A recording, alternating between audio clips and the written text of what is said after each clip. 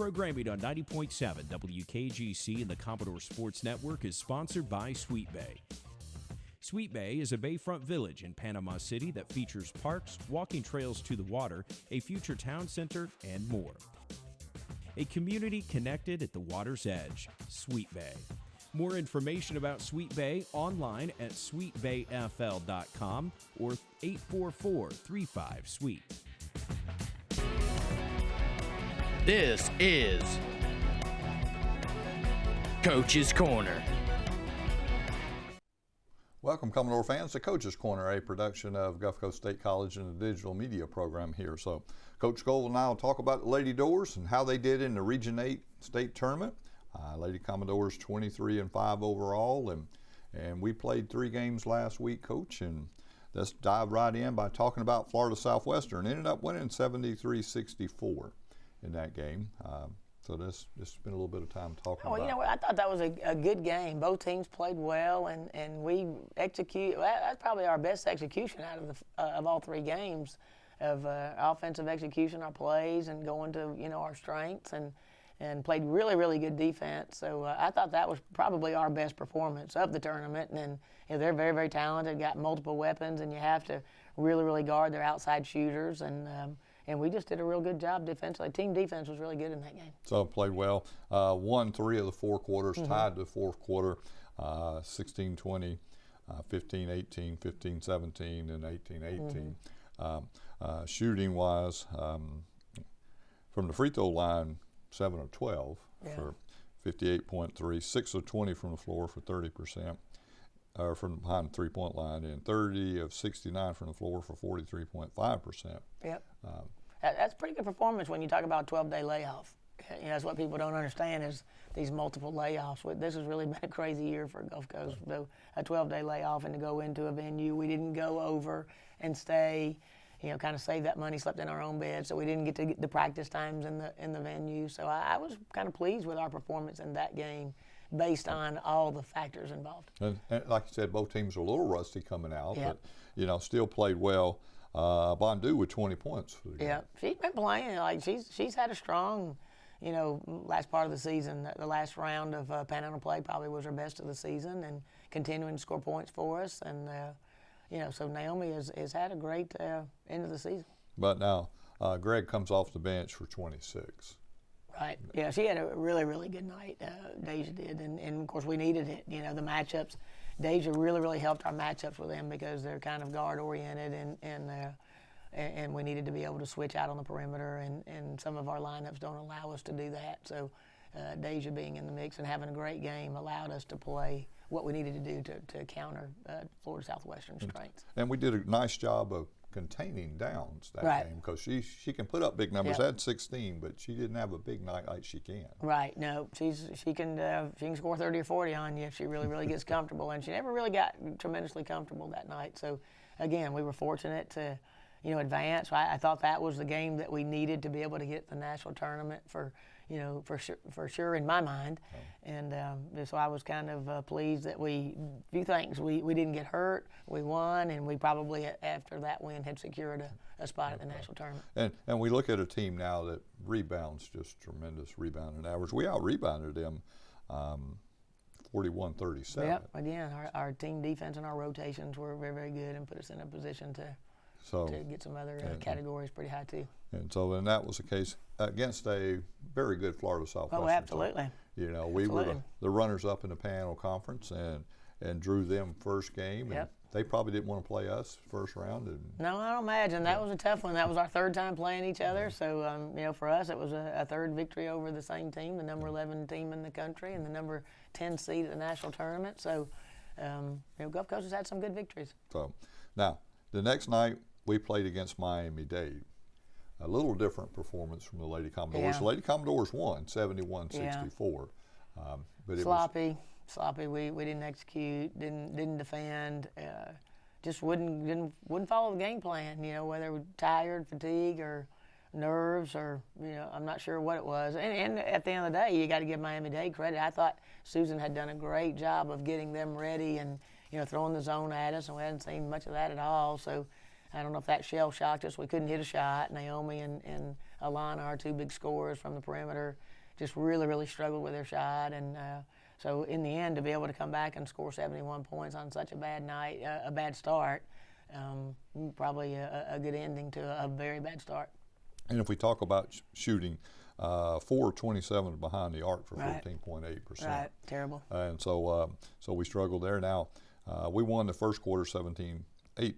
They won the second quarter 12-20. Yep. And then we won 26-17 and 15-10 in there. But Lady Commodores, Bondu with 20 points again. Yeah, yep, again, had another good night. So, again, we just got to hope that, I know we're talking about these last 3 games, but we got to hope that she continues to play like she has the last 10 games in the national tournament.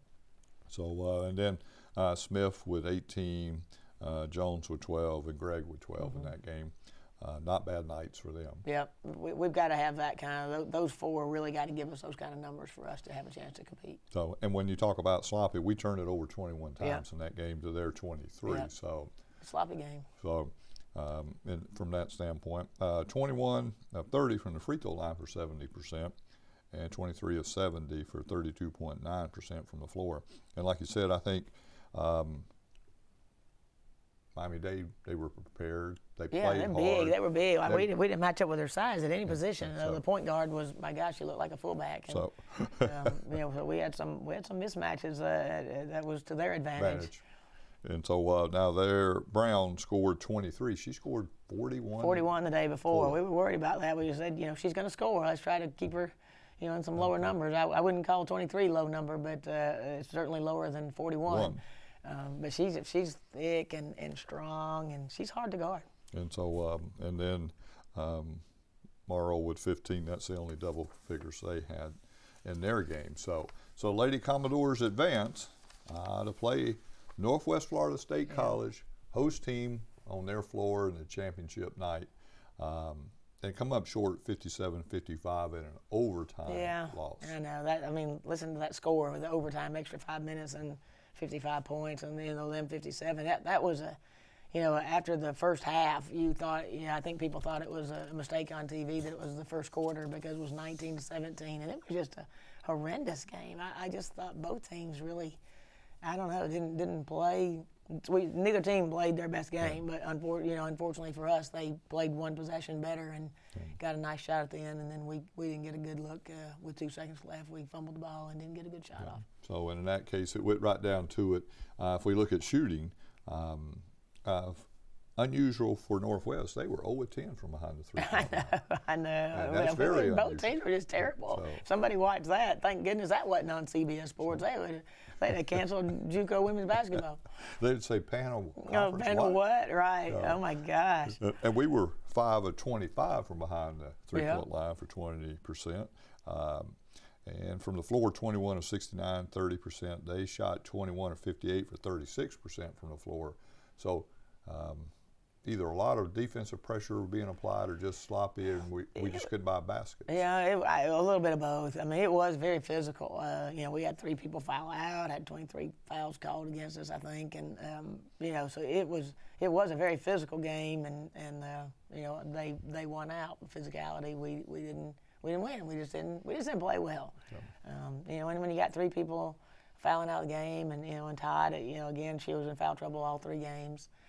Didn't play most of the fourth quarter, but when you're down to only 9 players and only 1 really physical post player, you got to take that chance and hope that she can stay out of foul trouble, and we just didn't. Now, if we come back to the free throw line, they always say the team that shoots the best from the free throw line wins a close game, and in this case, they were 15 of 24 for 62.5%, and we were 8 of 14 for 57.1%. Right. Right Had from to the make 3 more, line. you win. Right. So we can't complain about that one. We just didn't play well. And so that game's behind us.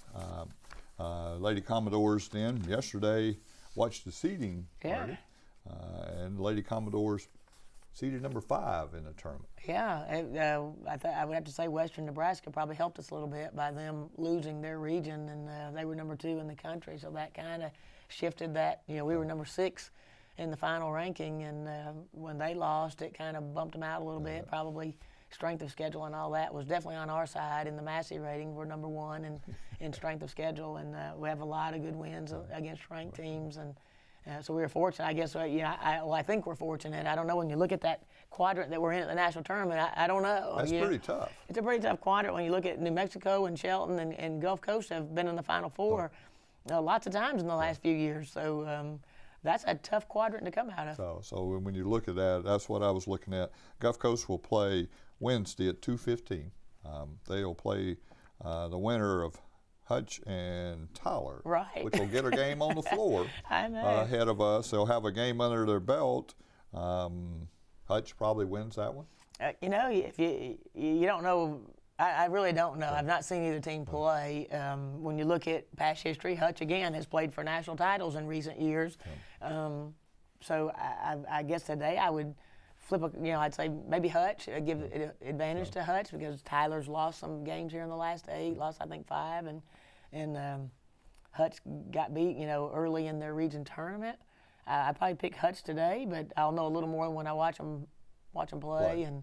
And of course you don't know who you wish for, because they're both great programs. They're historied programs and tough, and they know what they're doing when they get to the national tournament. So that's a very, very tough bracket to try to come out of. But you know what? We don't have to worry about coming out of it, because you got to win that first game. You got to win that first one, and that first one's always the hardest one to win, especially when you're playing a team that's really good that's already played a game. That's already played a game on the court. We get in the past you got 30 minutes on the venue floor, and now we don't get that, and so it's going to be interesting. But we're at the national tournament, and thankful for that, and so going to go try to enjoy it and try to play some good basketball. And coming out of that side is New Mexico and Casper going to play each other. You'll assume New Mexico will win. I'm picking New Mexico. They've had some great wins. The only loss that the number 1 team has is to New Mexico. They have some great wins, and then they have some bad losses. So they have 9 total losses, which is probably a little bit strange for them, unfamiliar territory.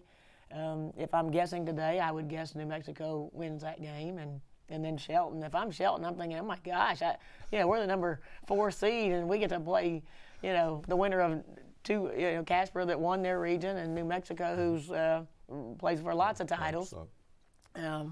Wow, that's a tough matchup. Because you talk about Shelton and New Mexico and Gulf Coast, and Trinity was in the Final Four last year. Trinity Valley and Jones, the 2 seeded teams in the top. On the other side, South Plains, a team that played very well last year, really got a nice side chance to compete again. Nice thing about the bracket is it did put Northwest and Florida Southwestern in the other side of the bracket. Nice. Yeah. And so, Northwest Florida probably will end up playing South Plains maybe in there. But now they got Central Arizona. They will have to deal with it's hard to say. I mean, when you look at the top 4 seeds, okay, it should be Shelton versus Trinity and Northwest versus South Plains, and there's a bunch of the rest of us in there saying, no, we don't want that to happen, and we're going to try for it not to. But that would be your 2 looks of the way that they've got the bracket seeded. So, all right. Well, Coach, we've talked through our time. Congratulations. Thanks. Making another national tournament appearance. Yeah. Happens every year. And folks take that for granted about how just easy that is with everything that goes on with teams and injuries and things that have happened. So congratulations, getting us there again. Thank you. So for Coach Rooney Scovel, I'm James Maxley. We'll be right back, Commodore fans, to talk about how the men did and where they're going to be at in the national tournament on the Commodore Sports Network. Programming on 90.7 WKGC and the Commodore Sports Network is sponsored by Sweet Bay. Sweet Bay is a bayfront village in Panama City that features parks, walking trails to the water, a future town center, and more. A community connected at the water's edge, Sweet Bay. More information about Sweet Bay online at sweetbayfl.com or 844-35-SWEET. Welcome back, Commodore fans. Coach Phil Gaffney and I will talk about the Commodores. Welcome back, Coach, from all your health issues, and it's good to see you. It was good to see you walk in, and we'll talk about some of that later, but good to see you back, Coach. Thank you. Great to be back. So Commodores 24-7 overall. Played in the Region 8 state tournament last week. Panhandle Conference runner-up. And we drew Florida Southwestern right off the bat, Coach. Ranked number 1 in the state, ranked number 1 in the country.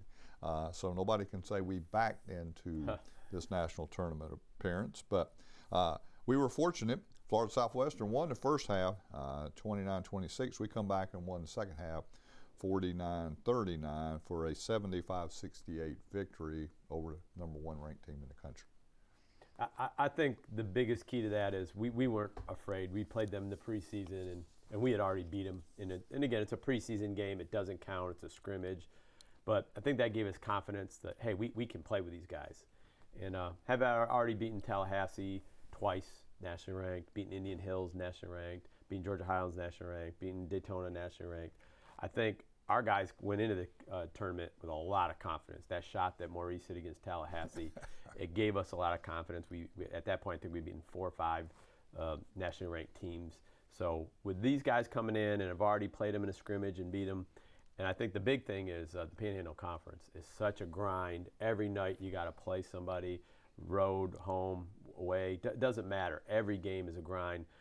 And although Florida Southwestern is a great team, super talented, well coached team, they don't play the schedule we play. And so when it came, push comes to shove, we were battle tested, and you could tell the battle tested, and you could tell that last 10 minutes of the game how we extended the lead and beat them by 7. And I think it was really, we had played so many tough games, and they really hadn't played as many tough games, and I think that really showed. So, and if we look at bench scoring from you, 4 players in double figures, and everybody else scored something. So it was pretty evenly distributed. Absolutely, and that's the key hallmark all year. We usually get 1 or 2 guys off the bench, whether it's Jamie or Grant, or it really doesn't matter. Someone is always coming in and doing a great job, and because of that, it allows us to do a good job. So if we look at scoring, Holden with 15. A lot of folks say down from that, but everybody knows Holden can put up big numbers. We got Owens with 11, Gordon with 11, and Howard with 10.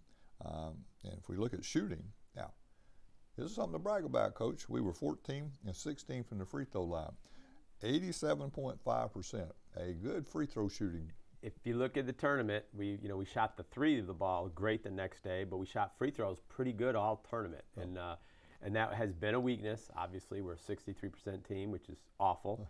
And it's gotten better and better and better, and it's creeping up. It's going in the right way at the right time, James. So in that case, behind the arc, 7 of 16 for 43.8%. From the floor, 27 of 63 for 42.9%. Not bad shooting in an arena-type environment. And we love that arena. When we left, won the state title, that was our 7th win there. So for some reason, we like playing in the arena, and we really love Northwest Florida's court and playing in the arena, and we hope that bodes well for Hutch. So in that case, because sometimes it's a little hard for a team to adjust when you got fans behind the goals, and the goals are freestanding goals, and it just, that depth perception comes into play. Much harder. It is much harder to play. That's why it's crazy that we played so well on those kind of courts. And if we look at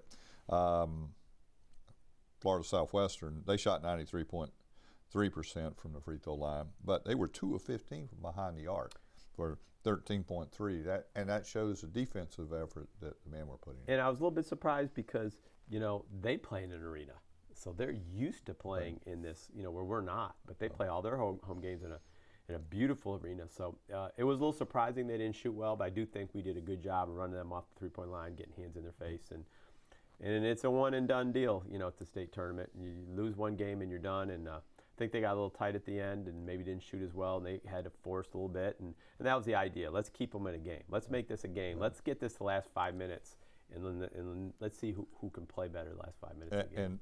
And your coastal chaos worked. 18 turnovers to 11. Definitely disrupted them a lot. Yes. And so, and made them move. So that was a good night. They out-rebounded us 42-32, but other than that, at the end of the day, Commodores won in advance. Anytime you can beat the number 1 team in the country, you got to feel great. Great about it. So then we played Central Florida, 105-84 win. And I think a while ago when you were talking about being prepared in the Panhandle Conference, that really shows when we play non-Panhandle Conference teams. And so in that case, a big win against a really good program. The championship coach, Coach Ryan, is a championship coach. I think back in 2012-13 they won a national championship. So the guy can flat out coach. He's a great coach. He has a great program. They were playing a little bit of motivation, with motivation, because this is their last game they've ever going to play. They're going out of business. The school's not, but the men's basketball team is. So they were playing with a fire and a motivation, so we sent them out. Great talent, Waylon Napper, the point guard, super player, and he killed us. He was great. But I think exactly what you just said. Again, you look at our schedule and all the national ranked teams we played, and they really didn't play anybody. So when it got time to push comes to shove, again, we were very battle tested. We were ready to go right off the get-go. And you could, to beat them by, over 20 points. In state tournament games, you don't win by 20 points. You win, you win by 4, you win by 6. To win by 21 points is pretty devastating, because they are a solid program, but that shows you how well we're playing right now. So if you look at that, scoring first half 40-23, we come out in second half, put up 65 points. Now they come out and put up 61. So yeah, defensively, Napper, the point guard, just killed us off the dribble. We had trouble with his penetration. He was penetrating, scoring, getting people layups. But a lot of that was after the game was decided, because I think even with like 8 minutes to go, it was a 20-something point game, 23, 25-point game. So if we look at scoring for the Commodores, Holden with 24, Owens with 17, Cook with 10, Gordon with 13, Howard with 15, and Pierre-Louis with 10. So all double digits. When Howard is bringing 15 off the bench and Pierre-Louis is bringing 10 off the bench, that's pretty devastating. And so they're playing good. And I think Owens is doing a nice job for the Commodores. He doesn't get rattled. He just plays. He won the state championship game for Warner Robins High School back in Georgia, and he's the one who hit the big shot to win the game. So and Warner Robins, he'll probably never pay for a slice of pizza or a beer the rest of his life, because everybody's going to remember that state championship, and he's a hero there. And you can see the poise that he plays with, because he's just not going to get rattled. Yeah, he doesn't get rattled. He acts and doesn't react, so does a nice job there. So shooting for the Commodores, 76.9% from the free throw line, 46.7% behind the arc, and 56.7% from the floor. A great shooting night. Outrageous. When you do that, it's going to be awfully hard to lose. And so we advanced, and guess what? We play another Panhandle Conference team for the Region 8 championship, Tallahassee. They were the Region Panhandle Conference champs, but in this case, we defeated them 71-63, won both halves, 35-34, 36-29. So Commodores defeated Tallahassee, which I think they thought was an upset. Well, they are the Panhandle champs, and Zach Septembre is their coach. And first year winning the Panhandle, Zach's awfully good. He's done a great job. But we beat him twice, James, and during the regular season. And so our kids were not even thinking intimidated or, this is Tallahassee, and they're ranked 12th in the country. Because we beat them when they were ranked 9th, and we beat them when they were ranked 10th in the country. So coming in, we thought we had the advantage, and obviously we're playing really, really well right now. We're on a great roll, and then you could see that in this game, that we really took the one thing in all 3 games is we really took advantage and had a nice lead going in towards the end of the game, so we didn't have to make it a close. It wasn't going down to the last minute and the last shot or anything like that, like we had the third time we played Tallahassee. We were pretty comfortable, and Jacoby, I think, hit a pretty big shot in that to get us up almost double digits, and with a minute or so to go. So it was a very comfortable win. Very comfortable. Owens with 23. He's just getting better and better and better every night. He is. Holden with 11, Mayo with 11, Cook with 10. Shooting from the floor for the Commodores behind the free throw line, 64.3. Behind the arc, 42.1. From the floor, 46.6. Another decent shooting day, and it's kind of tough because when you play somebody 4 times, you know everything about the other person. It's just a slugfest, and just another great win, and to win the state title for the first time, since 1972. What a great job our guys did, and they knew the history, and they knew we hadn't won in 48 years, and they were very aware of it. We made them aware of it, so that they took great pride in bringing home that title. So now, with all that said, the men will travel to Hutch this week and play in the national championship, seeded number 8 in the national tournament. What do you think about the number 8 seed? Pretty shocked, because we were not in the we were not nationally ranked. We deserved to be in the last 2 polls, but we weren't in the last 2 polls. So for whatever reason, the pollsters didn't have us in there. Kind of surprising, but that's okay. That happens. And so generally, you don't go from unranked to jumping over everybody and being a top 8, because the top 8 get a bye. You're already in the Sweet 16. So that's shocking that we did that, but it's also nice because it gives us respect. It's showing that the committee said, hey, this is one of the top 8 teams in the country. We don't care what the last poll said. This is one of the top 8 teams in the country, and we're giving them a bye. So that's just unbelievable. So we got a bye. We'll play Tuesday, 4:30, against the winners of Ranger and Columbia State, the 9th ranked team, their 9th seed in the 24 seed. It's going to be tough. Rangers a great basketball team coached by Billy Gillespie. We coached at Kentucky and Texas Tech, Texas A&M. He's big-time Division I basketball coach, and he's from Ranger, went to Ranger. And he's made, I think, 2 of the last 3 or 4 national championship games. So he's a great coach. They got upset in their regional. And then Winston Neal, who played at Georgia Tech under Bobby Cremens and I think Paul Hewitt, has done a great job at Columbia State. Great guys, done a great job. So those are 2 very, very good teams. I really like our bracket once we get past the first game. I think the first game is going to be our toughest game. If we can get past the first game, I like what I see. But the first game is going to be tough. Well, and you say you like that because if we win that first game, the number 1 seed sitting in the top part of that bracket with Moberly and Northern Oklahoma to play against Pearl River. So, and I think we match up a little bit better with some of those teams than we do with Ranger and Columbia. So I think the first game is going to be what we really got to focus and concentrate and put everything into. And if we get past that, I'm going to feel a lot better of our chances of moving on. Because really, it's 4 games. You got to win 4 games. You're a national champ. And it doesn't sound like a lot, just 4. Like we just had to win just 3 this past week. But and I just want to say what a great job, Coach Jackson stepping up. Coach Griffith, Coach Carpenter, what a great job they've done. I told everybody I just took the month of February off basically and the first week of March and just let them do everything. But even in January, they did a phenomenal job. And I just want to commend them for the unbelievable job that they did in leading us when I was gone. So now, quickly, if we look, Tallahassee, the number 12 seed, Florida Southwestern, the number 6 seed. Now, Florida Southwestern's in the other side of the bracket. And Tallahassee's below us, so it could turn into a semifinal game. It could be Gulf Coast and Tallahassee again. Round 5. Round 5.